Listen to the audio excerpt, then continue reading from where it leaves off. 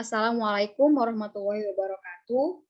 Perkenalkan, nama saya Zalfara Nabila Guswanto, NIM 2020-1011-0311-524 bersama rekan saya Eldina Ibrahim Salim Said, NIM 2020-1011-0311-525. Kami dari jurusan Hukum, Fakultas Hukum, Universitas Muhammadiyah Malang, angkatan 2020. Di sini kami akan menjelaskan beberapa materi tentang kriminologi yang telah kami pelajari selama kelas kriminologi 1 semester bersama dosen pengampu kami, yaitu Bapak Yaris Ardial Fajrin, SHMH. Di sini kami juga menambahkan bahan materi yang telah kami ambil dari jurnal-jurnal yang ada di internet. On screen.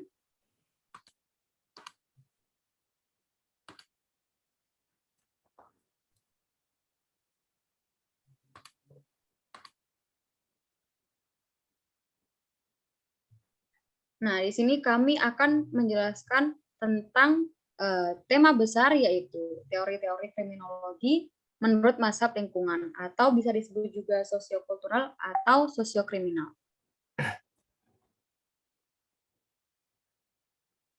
Di sini kami menyimpulkan, kami mendapatkan 5 poin penting yang telah kami simpulkan dari materi-materi yang telah kami dapatkan. Poin penting pertama adalah kejahatan, kedua ada kriminologi, ketiga adalah mazhab positivisme atau mazhab atau Itali, keempat adalah mazhab lingkungan, dan kelima adalah aliran sosial kriminal. Kita masuk ke materi pertama, yaitu kejahatan.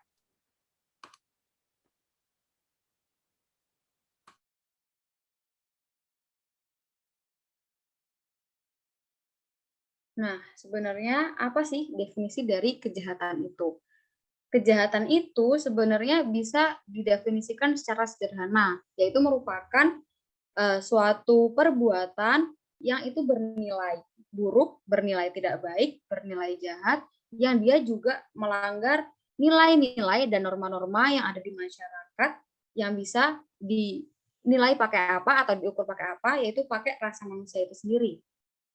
Nah, kejahatan itu bisa kita anggap sebagai musuh abadi manusia atau masalah abadi manusia, karena kita tahu pas waktu zamannya Nabi Adam itu namanya kejahatan udah ada. Kan kejahatan pertama itu adalah pembunuhan yang itu dilakukan oleh anaknya Nabi Adam, membunuh saudaranya sendiri.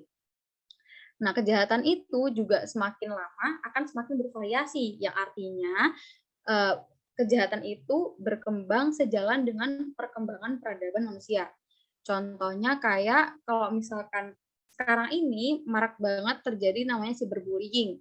Padahal dulu kan nggak ada. Nah, cyberbullying ini juga dia itu menjadi bukti bahwa adanya perkembangan dalam peradaban manusia. Kayak misal ada ditemukannya berbagai teknologi dan juga maraknya sosial media, sehingga orang-orang itu lebih gampang untuk melakukan kejahatan. Lalu apa sih perbedaan antara kejahatan dan tindak pidana?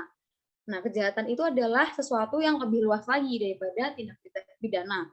Nah, karena kalau tindak pidana itu adalah sebuah kejahatan yang telah diundangkan. Artinya, perbuatannya sendiri ataupun hukumannya itu telah semuanya diatur dalam undang-undang. Jadi bisa aja seseorang itu melakukan kejahatan tapi dia tidak bisa diproses secara hukum. Karena apa? Karena kejahatannya atau hukumannya itu belum diatur dalam sebuah undang-undang di negara. Nah, selanjutnya ke pembahasan kedua.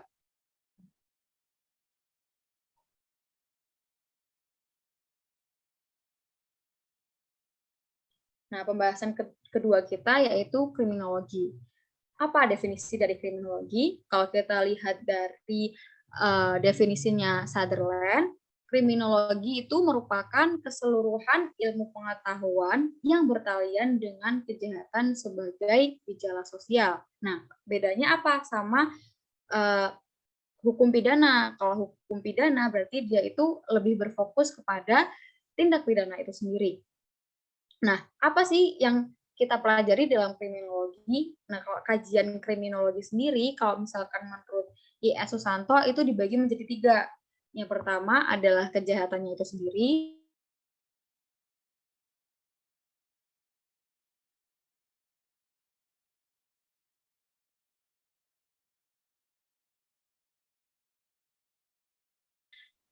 Contohnya, kayak misal kalau ada seseorang yang melihat kejahatan di depan matanya. Nah, waktu dia melihat kejahatan yang itu, dia itu berhasil untuk menangkap si pelaku, sehingga si pelaku ini dipukuli. Kan jatuhnya dia melakukan main hakim sendiri. Nah, itu juga bisa disebut sebagai reaksi masyarakat. Atau juga ada misal kasus di suatu daerah, ada sebuah keluarga yang bapaknya ini ternyata dia mencuri di rumah tetangga. Nah, karena kasus pencurian itu diketahui oleh masyarakat setempat, akhirnya masyarakat setempat itu mengucilkan sebuah keluarga itu. Nah, makanya di situ juga bisa disebut sebagai reaksi masyarakat. Nah, kriminologi ini dia bukan ilmu yang berdiri sendiri, artinya dia mempunyai cabang-cabang ilmu yang mendukung adanya kriminologi. Nah, kalau menurut Bonger, cabang kriminologi itu bisa dibagi menjadi 2. Yang pertama adalah kriminologi murni, yang kedua adalah kriminologi terapan. Kita akan berbicara dulu tentang kriminologi murni. Kriminologi murni ini bisa dibagi menjadi 5 cabang. Yang pertama ada antropologi kriminal, yang kedua sosiologi kriminal, yang ketiga psikologi kriminal, yang keempat penologi, yang kelima psikopatologi dan neuropatologi kriminal. Kita bahas satu-satu. Yang pertama antropologi kriminal. Antropologi kriminal ini membahas tentang kejahatan dan kaitannya dengan tingkah laku, fisik, dan juga suatu suku bangsa. Contohnya kayak apa sih hubungannya antara suatu suku bangsa dengan tindak kejahatan yang ada di suatu daerah tertentu, ada nggak hubungannya? Atau juga misal budaya atau perilaku suku bangsa mana yang menyebabkan seseorang itu melakukan kejahatan. Yang kedua ada namanya sosiologi kriminal. Sosiologi kriminal ini memandang kejahatan sebagai sebuah gejala sosial dalam masyarakat, sehingga di situ kita bisa meneliti sebenarnya di mana sih letak penyebab kejahatan itu terjadi. Yang ketiga ada yang namanya psikologi kriminal. Psikologi kriminal itu membahas atau meneliti tentang hubungan antara kejahatan dan kejiwaan dari penjahat tersebut. Misal, kalau misalkan mungkin waktu kejadian itu terjadi, pelaku itu sedang misal banyak tekanan, banyak masalah, atau ada gangguan dalam kejiwaannya.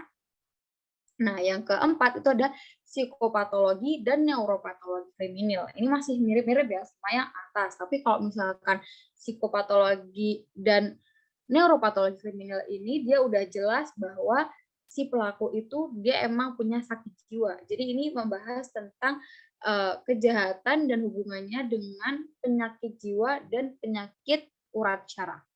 Yang terakhir ada yang namanya penologi. Kalau penologi sendiri itu dia membahas atau mempelajari tentang kejahatan yang itu dilihat dari aspek penjahat yang telah dijatuhi hukuman. Gimana tuh maksudnya? Nah, itu maksudnya kayak ada seseorang yang mungkin dia itu mantan narapidana ya. Jadi dia udah membunuh seseorang dan dia dijatuhi hukuman 10 tahun penjara. Nah, setelah 10 tahun penjara ini dalam ilmu ini itu kayak dilihat gimana sih sebenarnya dia sekarang, apakah dia itu bisa menjadi seorang anggota masyarakat yang berbuat baik atau malah dia itu semakin menjadi-jadi jahatnya. Jadi kualitas kejahatannya itu ditingkatkan sama dia. Selanjutnya ada yang namanya kriminologi terapan. Kalau kriminologi terapan ini cuma dibagi menjadi 3 cabang aja. Yang pertama kita kenal sebagai hygiene kriminal. hygiene kriminal ini membahas tentang usaha-usaha pencegahan kejahatan. Jadi sebelum kejahatan itu ada, udah ada nih usaha-usaha agar kejahatan itu nggak sampai terjadi. Contohnya kayak usaha pemerintah untuk menegakkan yang namanya undang-undang. Nah, usahanya tuh kayak gimana? Kalau untuk menegakkan undang-undang berarti mungkin pemerintah itu mengadakan sosialisasi kepada masyarakat agar masyarakat tahu ada undang-undang yang mengatur tentang suatu hal sehingga masyarakat nggak melanggar itu. Akhirnya kan kalau melanggar berarti ntar ada dong namanya kriminal di situ. Atau mungkin juga di suatu daerah emang dia terkenal sebagai masyarakatnya banyak yang miskin. Akhirnya pemerintah itu membuat balai pelatihan kerja gratis untuk masyarakat setempat agar masyarakat setempat itu bisa memanfaatkan kemampuannya untuk membuka pekerjaan baru yang akhirnya mereka tuh bisa gitu loh mencari uang dengan cara yang baik, nggak harus dengan yang kriminal-kriminal. Nah, yang kedua itu ada yang namanya politik kriminal. Politik kriminal juga ada mirip-miripnya nih sama hygiene kriminal. Cuma kalau politik kriminal ini membahas tentang usaha-usaha pemerintah untuk menanggulangi kejahatan. Jadi ini adalah usaha-usaha setelah adanya kejahatan dalam suatu daerah. Jadi kayak misal dalam daerah itu ada pelakunya itu habis nyolong gitu ya, dia mencuri sebuah HP. Nah, terus di situ kita lihat apa sih sebenarnya penyebab dia itu mencuri HP. Oh, ternyata dia mencuri HP karena dia itu habis di PHK dan dia nggak punya uang, sedangkan dia punya anak yang harus sekolah online dan butuh HP, tapi dia nggak punya uang untuk beli, akhirnya dia mencuri. Nah, kalau misalkan dalam pandangan ilmu itu si pelaku itu nggak serta-merta dikasih sanksi penjara aja enggak, tapi dia tuh dikasih solusi. Oh, ternyata dia mencuri karena di PHK. Nah, akhirnya si pelaku ini diberi solusi berupa kayak lowongan pekerjaan sesuai dengan kemampuannya dia. Yang terakhir itu ada yang namanya kriminalistik. Kalau kriminalistik ini dia itu membahas tentang kejahatan yang di bagian pelaksanaan penyelidikan teknik kejahatan dan pengusutan kejahatan. Nah, setelah kita membahas ini, kita membahas ke materi selanjutnya.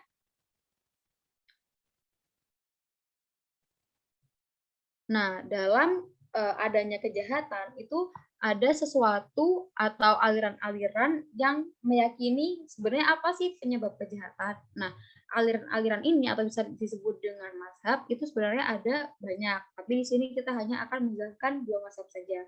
Yang pertama ada yang namanya mazhab positivisme atau mazhab Itali. Dalam mazhab ini ada yang namanya konsep multiple factor causation, atau bisa diartikan sebagai sebuah kejahatan itu tidak hanya mempunyai satu penyebab, melainkan punya beberapa penyebab. Yang penyebabnya itu bisa dibagi menjadi 2. Yang pertama adalah penyebab internal dan yang kedua adalah penyebab eksternal. Kalau penyebab internalnya itu ada dalam diri manusia itu sendiri, yaitu berupa keinginan dia untuk melakukan suatu hal, entah itu baik atau buruk, dan yang kedua itu adalah intelijensinya dia, gitu kan, pikirannya dia, pinterannya atau gimana. Terus habis itu yang kedua ada yang namanya penyebab eksternal. Penyebab eksternal itu bisa berupa aspek biologisnya dia atau kayak situasi kulturalnya dia. Jadi kalau dalam mazhab ini itu manusia itu bukan sesuatu yang bebas gitu kayak mazhab sebelumnya, yaitu mazhab klasik. Kan kok mazhab klasik berarti manusia itu ada sesuatu yang bebas yang dia tuh bisa melakukan sesuatu sesuai dengan keinginannya. Tapi kalau di sini hal itu tuh ditepis gitu. Kalau di sini dia berbicara kalau manusia itu bukan sesuatu yang bebas, tapi melainkan apa yang dilakukan itu sebenarnya terhalangi atau terbatasi oleh yang namanya situasi kultural dan aspek biologisnya tadi. Nah, mazhab ini itu dipelopori oleh seorang tokoh yang bernama Kaisar Lombroso. Kaisar Lombroso itu menyatakan bahwa yang namanya criminal is born, not made. Yang artinya yang namanya penjahat itu sebenarnya dia udah dilahirkan. Jadi ada bawaan sejak lahir, bukan sesuatu yang dibuat gitu. Maksudnya gimana? Maksudnya penjahat itu sebenarnya bisa loh dibedakan dari manusia-manusia yang lain atau manusia-manusia normal. Dari mana perbedaannya? Perbedaannya itu ada dalam artisistik stigmata atau ciri fisiknya. Nah, di sini ada beberapa poin yang akan saya jelaskan terkait dengan ajaran Lombroso. Yang pertama adalah penjahat itu dilahirkan dengan tipe yang berbeda, yaitu berbeda dengan manusia pada umumnya. Nah, terus juga setiap kejahatan itu mempunyai ciri fisiknya sendiri-sendiri. Jadi penjahat dari setiap kejahatan mempunyai ciri fisik yang berbeda-beda. Contoh kayak misal penjahat pembunuhan dengan penjahat seksual, misalnya dengan penjahat perampokan, itu dia mempunyai ciri fisik yang nggak sama. Terus juga yang poin ketiga adalah contoh dari ciri fisik ini itu ada seperti tengkoraknya nggak simetris, terus rahangnya panjang, hidungnya pesek, terus rambut janggutnya itu jarang, dan juga dia kebal terhadap rasa sakit. Nah, tapi ini bukan berarti apa ya, ciri fisik yang dia punya itu membuat dia berlaku jahat, bukan kayak gitu, tapi kayak gini, artinya orang-orang dengan ciri fisik tersebut itu biasanya dia cenderung berperilaku jahat. Apakah selalu seperti itu? Iya, bisa dikatakan iya, kecuali ada nih beberapa faktor kenapa dia tidak melakukan kejahatan. Itu sebenarnya adalah faktor lingkungannya. Yang pertama, karena emang faktor lingkungannya tidak mendukung, maksudnya nggak ada kesempatan atau emang nggak memungkinkan gitu. Mungkin di lingkungannya dia semua orangnya baik, akhirnya dia nggak jadi dong melakukan kejahatan.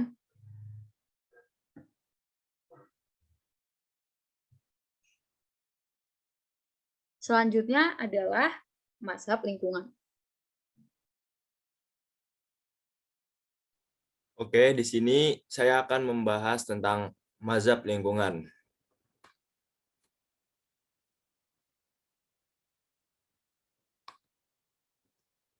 Apa sih itu mazhab lingkungan? Mazhab lingkungan adalah ajaran yang menyatakan bahwa keadaan sekeliling atau lingkungan adalah salah satu pembenihan timbulnya kejahatan.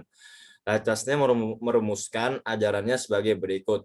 Yang terpenting adalah keadaan sosial sekeliling kita. Keadaan sosial sekeliling kita adalah suatu pembenihan untuk kejahatan. Kuman adalah sebagai si penjahat. Jadi, suatu unsur yang baru mempunyai arti apabila menemukan pembenihan yang membuatnya berkembang.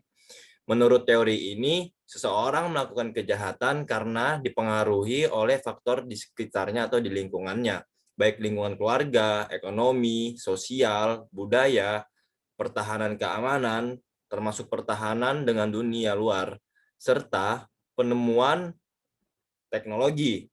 Bahkan masuknya barang-barang dari luar negeri seperti televisi, buku-buku, serta film dan berbagai macam reklame sebagai promosinya ikut pula menentukan tinggi rendahnya tingkat kejahatan. Menurut Gabriel Trade, dia mengatakan bahwasannya orang menjadi jahat disebabkan karena pengaruh imitation. Jadi, seseorang melakukan kejahatan karena orang tersebut meniru keadaan sekelilingnya. Di dalam ilmu kriminologi juga telah membahas mazhab lingkungan ini, yang pada dasarnya kejahatan itu dapat timbul karena adanya dua macam faktor. Yang pertama adalah faktor pembawaan, yaitu bahwa seseorang menjadi penjahat karena pembawaan atau bakat alamiah, maupun karena kegamaran atau hobinya. Kejahatan karena pembawaan ini timbul sejak anak itu dilahirkan di dunia, seperti keturunan atau anak-anak yang berasal dari keturunan atau orang tuanya adalah seorang penjahat. Jadi pembawaan sifat yang diberikan orang tuanya ke anaknya itu turun menurun gitu. Yang kedua adalah faktor lingkungan, yaitu bahwa manusia masih melakukan kejahatan karena pengetahuan tentang kebajikan tidak nyata baginya. Jadi orang yang melakukan kejahatan karena faktor lingkungan ini mereka menganggap bahwasannya hal-hal baik itu tidak nyata bagi dirinya. Jadi tidak bermanfaat bagi dirinya untuk melakukan hal-hal baik. Ketergantungan inilah yang menjadi kenapa seseorang ini ketergantungan seseorang pada lingkungan ini cukup memegang peranan sampai-sampai orang Belanda mengatakan, apabila Anda ingin mengetahui latar belakang seseorang, maka cukup bertanya di mana ia bertempat tinggal. Sama seperti peribahasa yang pernah saya baca, jika kamu berteman dengan seorang pandai besi, maka kamu akan terkena apinya. Dan jika kamu berteman dengan seorang yang menjual wangi-wangian, maka kamu akan terkena wanginya. Dan yang terakhir, saya akan membahas tentang apa sih aliran sosial kriminal itu.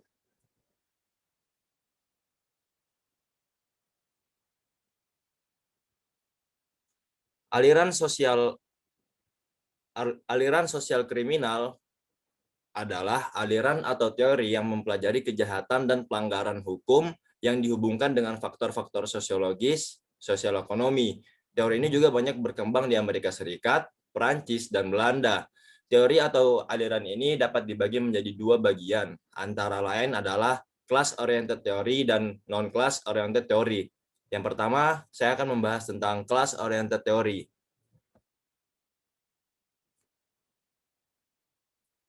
Class-oriented theory adalah bagian dari aliran sosiokriminal yang di dalamnya terdapat berbagai macam teori-teori seperti teori anomi, teori subkultur, teori labeling, dan teori lainnya.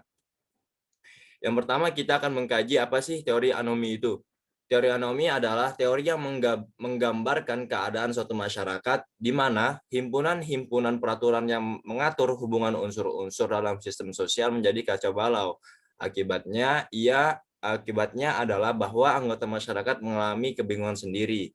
Yang kedua adalah teori subkultur. Teori ini pada dasarnya membahas dan menjelaskan bentuk kenakalan pada remaja serta perkembangan berbagai tipe geng. Teori subkultur ini sebenarnya dipengaruhi kondisi intelektual. Jadi teori ini dipengaruhi oleh pintaran intelektual. Yang ketiga adalah teori labeling. Teori labeling atau bisa disebut atau dapat diartikan dari segi pandangan pemberian nama, yaitu bahwa sebab utama kejahatan dapat dijumpai dalam pemberian nama atau pemberian label dalam masyarakat untuk mengidentifikasi anggota-anggota tertentu pada masyarakatnya. Berdasarkan perspektif ini, pelanggaran hukum tidak bisa dibedakan dari mereka yang tidak melanggar hukum, terkecuali bagi adanya pemberian nama atau label terhadap mereka yang ditentukan demikian. Oleh sebab itu, maka kriminal dipandang oleh teoritis pemberian nama sebagai korban lingkungannya dan kebiasaan pemberian nama oleh masyarakat. Jadi pada teori labeling ini, untuk mengidentifikasi sebuah kejahatan, itu perlu adanya cap atau tuduhan dari masyarakat. Dan korbannya itu adalah orang yang terkena tuduhan tersebut. Jadi orang yang dituduh itu adalah orang yang benar-benar melakukan kejahatan gitu. Terus yang ketiga adalah yang keempat adalah teori kontrol sosial atau teori Hirschi.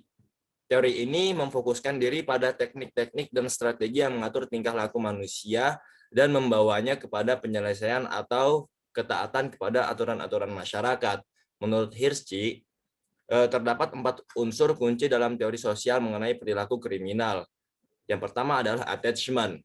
Attachment atau ikatan untuk para remaja signifikan atau para remaja yang dipandang penting. Sepanjang seseorang memiliki hubungan erat dengan orang-orang penentu tertentu yang sangat penting, maka ia akan menghormati norma-norma mereka dan mengambil alih norma-norma itu. Dengan tidak adanya ikatan itu, maka juga tidak akan ada apa-apa yang mengikat mereka pada norma-norma yang berlaku dengan kemungkinan terjadinya pelanggaran atau kejahatan.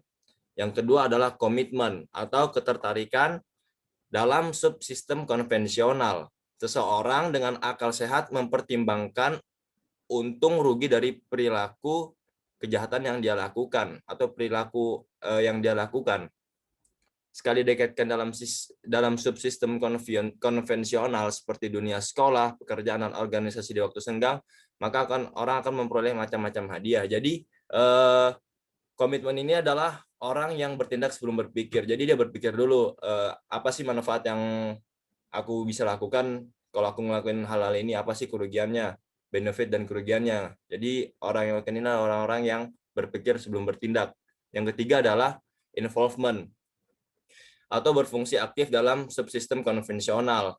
Apabila orang makin aktif dalam berbagai organisasi konvensional dan makin baik berfungsi di dalam organisasi-organisasi itu, makin sedikit kemungkinannya melakukan kejahatan. Jadi orang-orang yang bertipe involvement adalah orang-orang yang terbiasa melakukan hal-hal baik. Jadi tidak ada waktu lagi buat dia untuk melakukan hal-hal jahat. Jadi emang waktu hidupnya dia lakukan dengan hal-hal baik. Yang keempat adalah belief atau percaya pada nilai-nilai moral dari norma-norma dan nilai-nilai dari pergaulan hidup. Sistem norma dari pergaulan hidup dianut oleh semua orang dalam pergaulan hidup itu. Apabila orang berpendapat bahwa ia tidak perlu menaati norma-norma itu, orang itu cenderung akan melanggar norma-norma itu.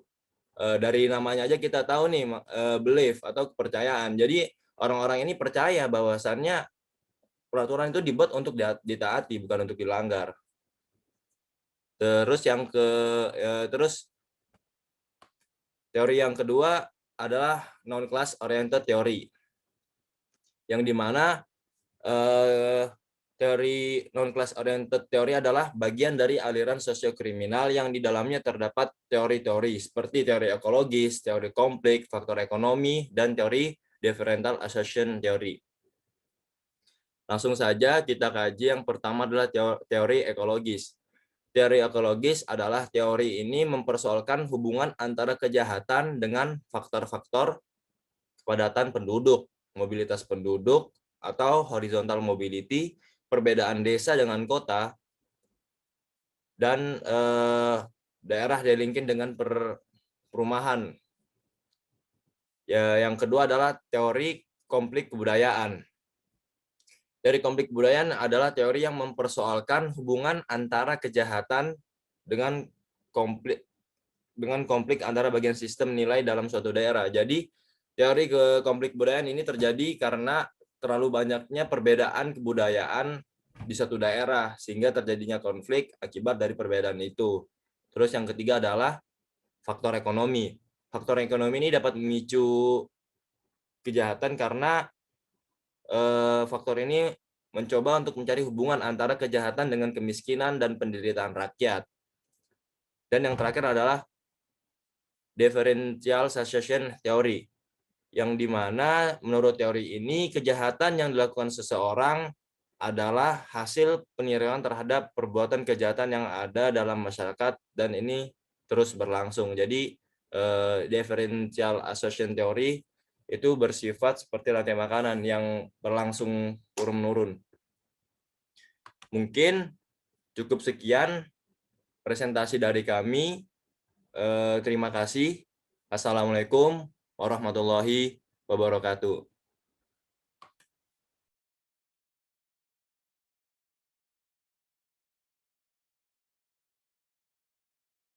Pemirsa, Badan Narkotika Nasional atau BNN mengumumkan barang bukti yang ditemukan di kediaman artis Raffi Ahmad adalah narkotika jenis baru yang belum ada di Indonesia. Zat tersebut bahkan belum masuk dalam undang-undang narkotika.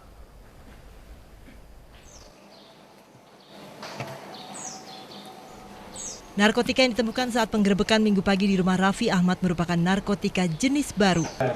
Dalam keterangan kepada pers, Badan Narkotika Nasional BNN menyatakan ada temuan zat baru dan zat ini baru ada di Singapura.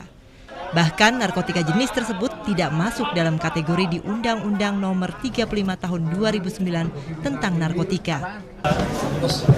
Barang buktinya masih kita telusuri, kita teliti. Tapi kalau yang dicurigai itu masuk ke ekstasi, memang sedang kami kembangkan, kami sedang teliti, belum pada kesimpulan akhir, ya, belum pada kesimpulan. Tapi saat ini belum kita temukan yang disebut seperti itu. Pernah ditemukan di negara mana gitu? Di Singapura. Efeknya mahal. Efeknya sama dengan, kalau efeknya dia mirip dengan semula ekstasi. Kedepannya Pak, ekstasi. Ya, sama, dia udah sama.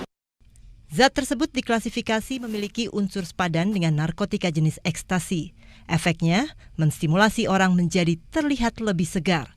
Kepala UPT Lab BNN mengaku zat tersebut sedang dalam tahap pembicaraan dengan negara-negara di ASEAN apakah zat tersebut masuk ke dalam narkotika. BNN menduga zat tersebut diproduksi oleh produsen narkotika internasional yang memasarkan barangnya di Asia masuk Indonesia. Mereka mencari celah hukum dengan memproduksi narkotika yang tidak masuk dalam undang-undang di negara Asia agar lolos dari jerat hukum. Tim Liputan RCTI melaporkan.